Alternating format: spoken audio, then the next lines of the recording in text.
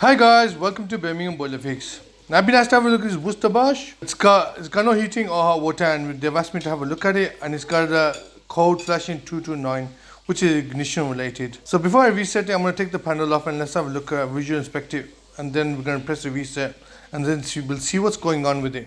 Alright, the panel's off, let's reset it and let's see what's going on with it. While it's going through the ignition process, if I can make a little request, if you haven't subscribed to our channel, please do. It's all about boiler repairs, plumbing, heating and DIY. We repair all of your favourite boilers in Birmingham, Solihull and all in Dorridge. So if your boiler's broken down, give us a shout, we'll come and repair it for you.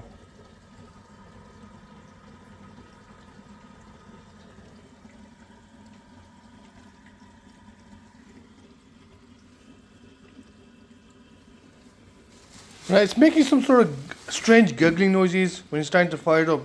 Any ideas, guys? If you do, right, pause the film and put it in the comment box for me, please.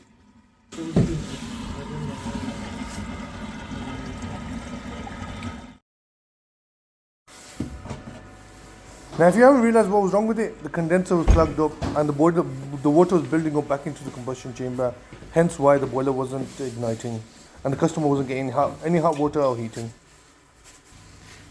Right, I've cleaned the condenser trap out, it's all nice and clean. We're gonna test it out now.